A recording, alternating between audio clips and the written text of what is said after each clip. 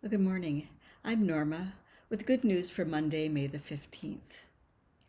Now, the book of Deuteronomy begins. These are the words that Moses spoke to all Israel.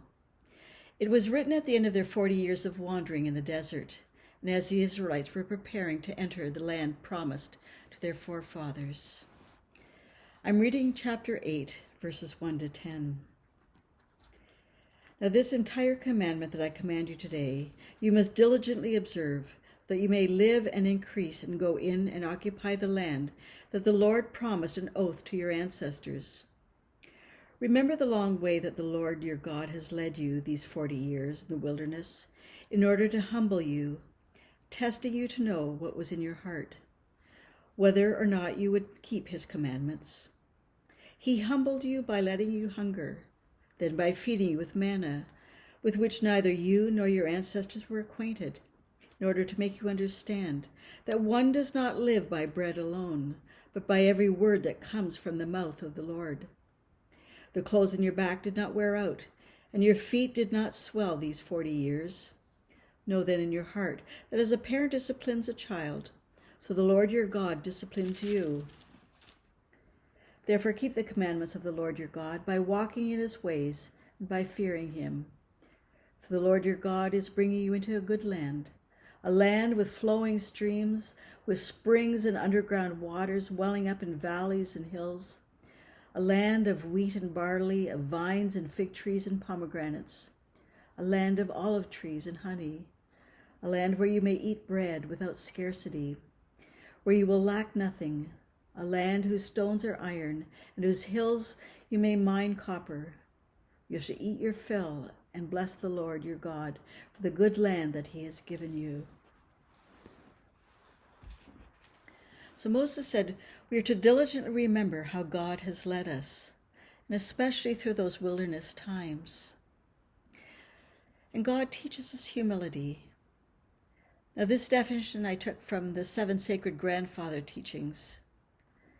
Humility is to know that you are a sacred part of creation. We are to live selflessly and not become arrogant and self-important.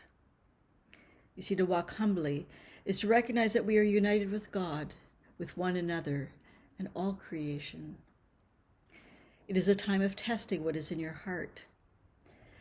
Now, God does not need to test us because he doesn't know our hearts, but because we don't know our own hearts. So wandering for 40 years, the Israelites learned to rely on God to meet all their needs, and this can come in unexpected ways. Now manna is described in Exodus as like coriander seed, and it tasted like wafers with honey. The manna would appear every morning.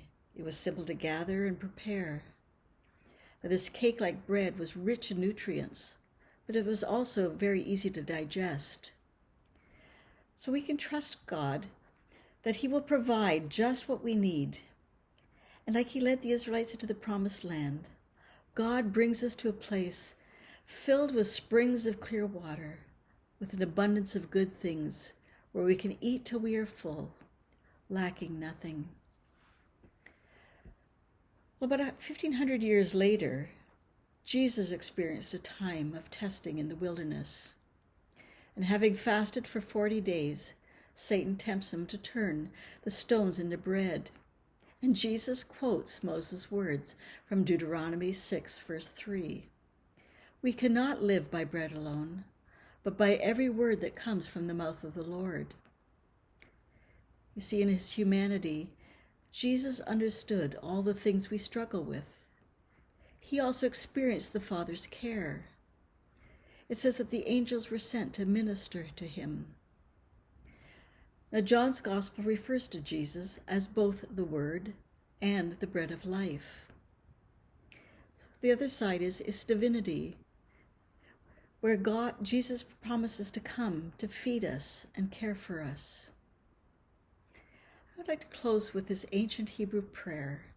It's a confession of faith found in Deuteronomy chapter 6, verses 4 to 6. The Shema.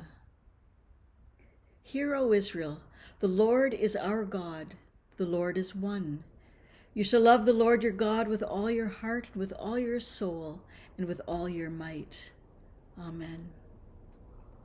Now we are to keep these words in our heart, to recite them to our children, and talk about them until they become an integral part of our everyday life.